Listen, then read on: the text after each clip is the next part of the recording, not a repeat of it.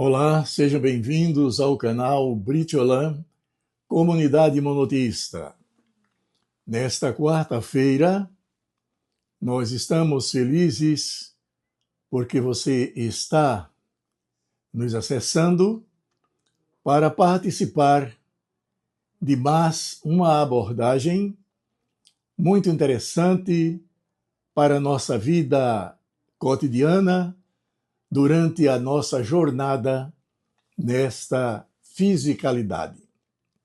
Bem, eu estava me lembrando da trajetória humana que surgiu dentro da concepção da fé e depois da ciência, que trouxe informações interessantes. Quando, acreditando uma linha de pensamento de que o grande universo, com toda essa estrutura, com toda esta amplitude de mundos que existem nas galáxias e também nas grandes estrelas, no cinturão de Órion, chegaríamos a uma conclusão de que toda essa criação, na sua esplendorosa formação, tem uma origem sobrenatural. Pode ser que o Big Bang tenha sido importante, mas por trás do Big Bang há uma força cósmica ainda inexplicável. Claro, evidente que nós não estamos aqui para contestar a ciência e para dizer que a fé sobrepõe a ciência, de maneira alguma. Mas nós poderemos conviver como seres racionais com a presença do desenvolvimento da evolução e também a presença inequívoca de um grande arquiteto desta obra monumental e desta obra tão fabulosa que é o universo. Pois bem, quando o homem foi colocado nessa terra como humanidade, teve a oportunidade de realizar ou de participar de um processo evolutivo. E esse processo evolutivo foi um processo doloroso, porque envolveu uma série de acontecimentos que antecederam a modernização ou a presença daquela personagem que se transformara em homem sapiens. Nesse contexto, nós podemos observar que grandes acontecimentos vieram à tona. Acontecimentos esses que trouxeram profunda revelação sobre a criação divina. Houve a questão das grandes inundações da Lemúria e também de outros acontecimentos que fizeram com que fatos históricos se relacionassem com provas e com expiações. A Atlântida revela por si só quando sucumbiu um povo de desenvolvimento extremo já no processo de evolução consciente. E apesar de todas estas dificuldades, nós chegamos a esta era áurea de desenvolvimento digital, no qual nós estamos participando. No entanto, ainda notamos que há situações de barbárie que precisa sair deste contexto de provas e expiações para um planeta em regeneração.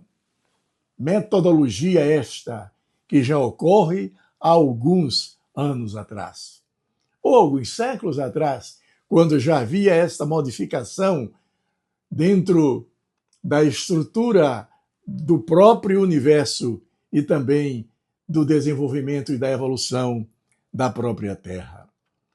Ainda vivemos em situações de barbárie? Sim, vivemos. Mesmo que o processo de evolução consciente ocorra, ainda existe a barbárie. Estava me lembrando de um acontecimento que me chamou profundamente a atenção e que ocorreu na Espanha, em Barcelona, quando o único herdeiro de um milionário de Barcelona estava pronto já para receber a herança do seu pai. No entanto, o seu pai era uma personagem que gozava bastante de saúde. Vejam que a presença da ida e de vindas de pessoas do grande cósmico nos traz profunda revelação. E aquele jovem, contudo, desenvolvia uma personalidade psicopata e convidou, no dia do aniversário do pai, fazer uma trilha num dos penhascos mais desafiadores da Espanha e particularmente de Barcelona. E o pai foi com aquele filho e depois houve uma catástrofe. Aquele corpo daquele senhor multimilionário despencou num desfiladeiro enorme e veio a óbito. A polícia inicialmente tentou observar que se tratava de um acidente. No entanto, algumas coisas chamaram a atenção da investigação. E em uma conversa com o chefe da investigação, aquele jovem disse que realmente tinha empurrado seu pai do desfiladeiro. E foi perguntado a ele: por quê? Por que você fez isso? Você era o único herdeiro? Ele disse: mas meu pai tinha uma saúde de ferro e eu desejei antecipar a sua partida. Vivemos nesse século onde a barbárie ainda existe, onde personagens ou personalidades psicopáticas existem. Essas personagens, certamente, e dentro desse processo de regeneração, não terão mais acesso a este planeta que parte para um planeta em regeneração. E certamente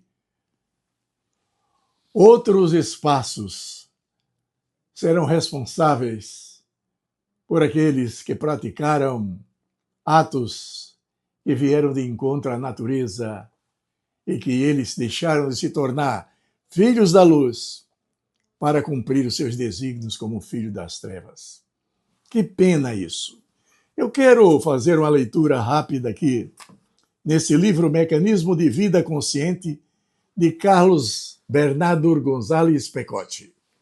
Esse livro nos traz dois textos ou dois períodos muito interessantes.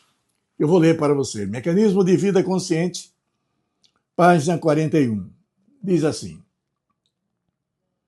Deus não é, nem jamais pode ser o vingador implacável, que lança as almas ao inferno para sua desintegração definitiva. Nem tampouco o pretendido Senhor Todo-Poderoso desta ou daquela religião. Crer em semelhante utopia é negar implicitamente sua onipresença, onipotência e onisciência. Eu me lembro quando eu era garoto, frequentava a escola dominical, as pessoas diziam para mim, e cantavam e a gente aprendia: cuidado, mãozinha, no que pega, tem um Salvador no céu olhando para você. Cuidado, mãozinha, no que pega. Cuidado, olhinho, no que olha. Ele, o Criador, não é um vingador implacável. Ele tem em você a sua imagem e semelhança e deseja que você progrida do ponto de vista espiritual.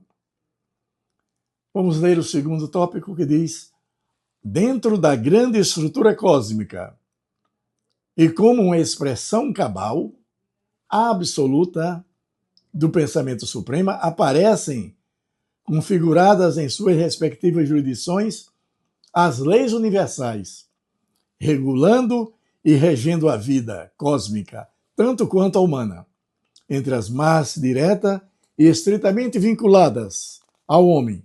Citaremos as leis de evolução, as leis de causa e efeito, as leis de movimento, de mudança, de herança, a lei do tempo, a lei da correspondência, a lei da caridade, a lei da lógica, a lei da adaptação e outras. Para nos libertarmos de situações adversas, precisamos cumprir as leis universais. Só assim atingiremos a perfeição e voltaremos a ser as personagens que foram criadas para reger o grande universo. Bem, acho que foi interessante nesta manhã nós descobrirmos essa informação interessante. Essa informação que nos leva à evolução consciente. Muito obrigado por sua presença.